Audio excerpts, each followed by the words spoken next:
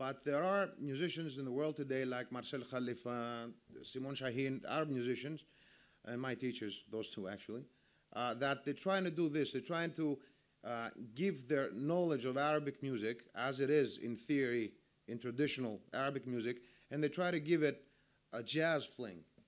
Meaning a jazz fling, it doesn't have to be the swing that everybody knows or whatever. It could be a Latin rhythm. It could be instruments that, that were never used. For example, like guitar. So the fusion has many points, and improvisation can be used. If you have a good guitar player, for example, if you have a good piano player that knows Latin music, and you have an oud player who knows Arabic music, and he started Latin in his earlier days. I mean, I was a piano player before I took the oud. They can understand what each one does, and they can start connecting the dots. You know what I'm saying? I mean, you're going to see it on stage at some point.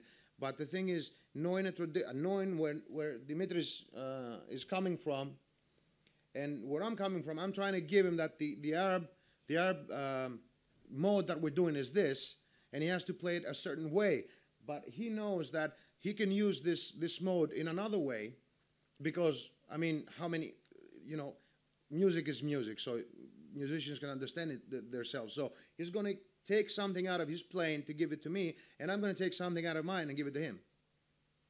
And then the whole band starts to interpolate in that, because either they have a connection with Arabic music or Latin music or traditional Greek music, which Arab and Greek traditional musics have a lot in common, or even classical music from the good playing standpoint, or jazz for the rhythm, or many elements that have to connect in order to merge all musics together.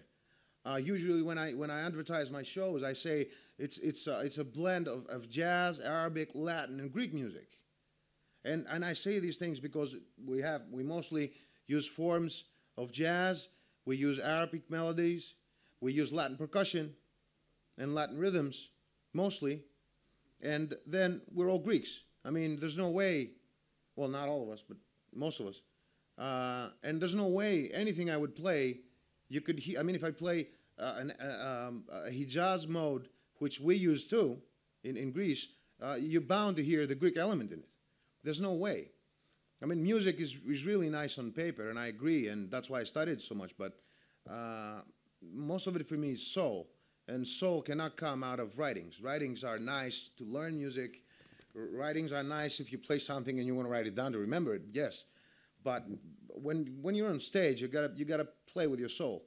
For example, there was a big drummer in the 1950s and 60s in the States. I'm forgetting the name, which is not good.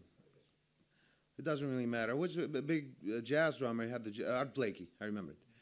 And he said, if you want to do something, I mean, if you are to make a mistake in music, make it loud. This is jazz. It doesn't really matter, because music is something you hear and then it goes out in the air. The overall impression is what stays. So one mistake doesn't really matter. I mean, it's obviously a good thing for people to play everything right, but then it would be a computer. I mean, if you program it, you can play it, but it wouldn't play like me. And I'm not the best musician in the world. And that's why I prefer improvisation as a device to know about music, to write music. That's the way I write. I never used to do it.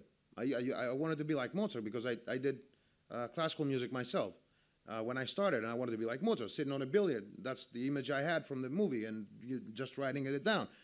That's all very nice. But then what do you do with it? And then when I discovered jazz and Arabic music, I saw that music is made in other ways too. So why not blend everything? Write it down, but don't write for a certain instrument, for example. Write for fortis, a special player. Duke Ellington used to do that a lot. He wouldn't write for his first tenor or his first alto sax. He would write for Johnny Hodges. There were things that only he could play because he knew the players. And that comes from people playing together all the time. So if you play with somebody 50 times, you know how he's going to react to everything. So you just write it down, and you just write it down for him. If you give it to another sax player or piano player or whatever, he's not going to play it. He's not going to play it right. I mean, he's going to play it, but he's not going to play it the right way that you wanted, that you imagined. And that's a nice actually thing, and that's what I enjoy most about music.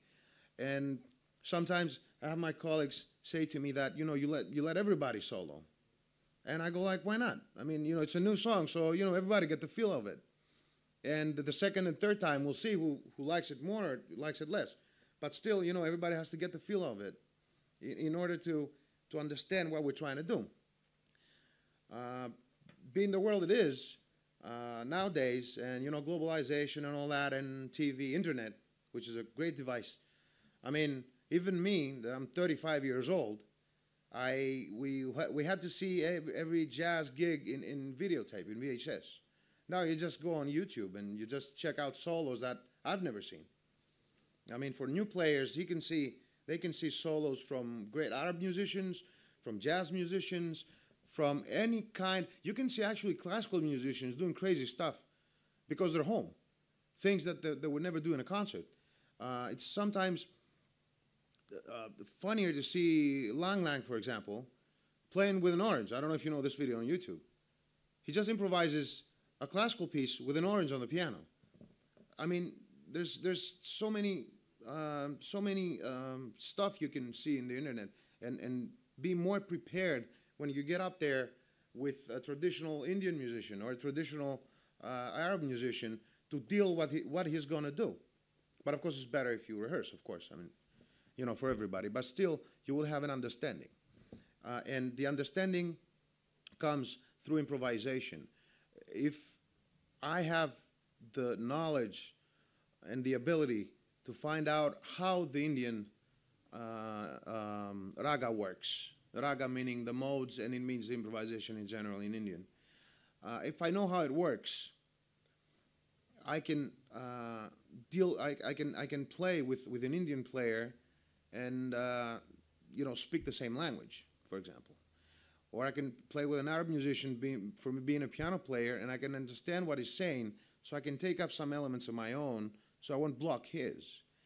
I can tell you this right now, that some genres, or music idioms, actually, it's not genres, are limited to what they can do. That's true. Other traditions are very strict. So musicians, even if they wanted to, they won't take it a step further. For example, Indian music, actually the southern Indian music is religious music. So they really don't like it to change a lot. Usually all the Indian concerts we see are usually from northern India, which is very close to Pakistan, and the music is way different. Because it's a religious music for them, and they don't like to change it. So when you say, please come over, we'll play something new or whatever, they don't really like doing it, or they hold you to it. I mean, they say, that's what I'm going to do, and, I'm not going to change my way. So you just, you come follow me. So in order for you to do that and not feel as an outsider on stage, you have to have at least some bit of knowledge of what they're doing. I've seen sessions of Arab musicians when I was starting doing it, and at some point you cannot understand what they're doing. I mean, especially the first year and a half, I was dazzled. I couldn't understand where exactly they were going. They were calling, from my Western point of view, they were telling me that they were doing a transition to some other key, but I couldn't hear it. And they would say, no, we passed through 4 or 5 modes. So, that's improvisation. That's transition for us. Or they would say that I would hear a cycle of 64 fours, which is like a really, really big cycle. And actually, as a Western perception that I had, what I saw was 8 different cycles of 8s or something like that. I would cut it down because I couldn't understand. They wouldn't. They would just sing the lyric, and they would end on 1 every time. And I would try to find out why. Who's keeping the time? Nobody did. They just have it as it is. For example, if you take a traditional musician from Greece,